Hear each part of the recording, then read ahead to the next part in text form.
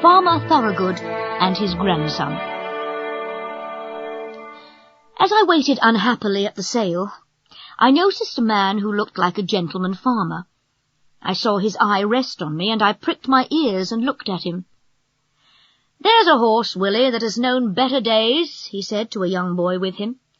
He gave me a kind pat as he spoke. "Poor old fellow! Couldn't you buy him and make him strong again, Grandpapa?" asked the boy, stroking my face.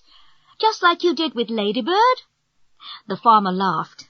"I can't buy every old horse and make him strong again." As he spoke, he slowly felt my legs. "Just trot him out, will you?" he said to the man who had brought me. I arched my poor thin neck, raised my tail a little, and threw out my legs as well as I could, for they were very stiff. "All right, I'll take him," said the farmer, whose name was Mr. Thoroughgood. From then on I had good food, perfect rest, soft turf, and gentle exercise. I began to feel quite young again. One day in March, Mr. Thoroughgood tried me out in the light carriage. My legs were no longer stiff, and I did the work with perfect ease. Mr. Thoroughgood was pleased. He said to Willie, "Now we must look for a quiet place for him, where he will be well looked after." One day that summer, the groom cleaned and brushed me with such care that I thought some new change must be at hand. I think even the harness had an extra polish.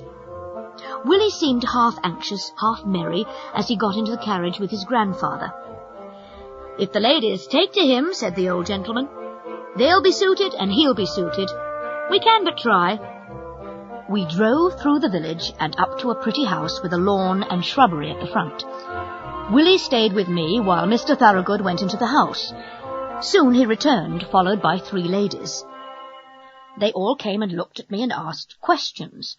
One lady took to me greatly. She said she was sure she should like me, I had such a good face. Another, a tall, pale lady, said that she would always be nervous in riding behind a horse that had once been down.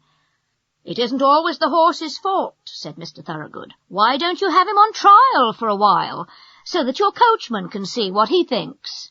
And so it was arranged. In the morning, the lady's smart-looking groom came for me. I was led home, placed in a comfortable stable, fed, and left to myself. The next day, when the groom was cleaning my face, he said, "That is just like the star that Black Beauty had." He went on talking to himself. "He was much the same height, too. I wonder where he is now." Then he noticed my white foot, and began to look me over more carefully.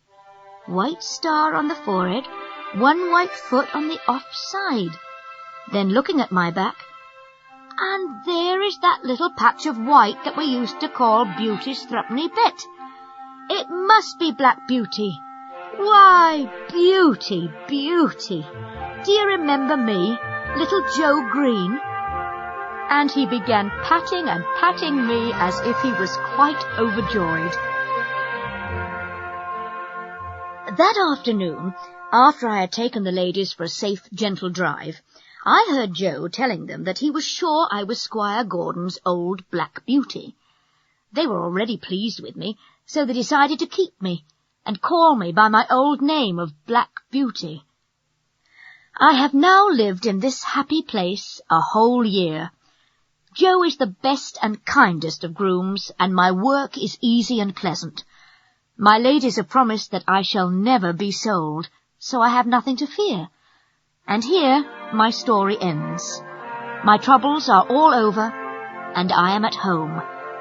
Often, before I am quite awake, I fancy I am still in the orchard at Birtwick, standing with my old friends under the apple trees.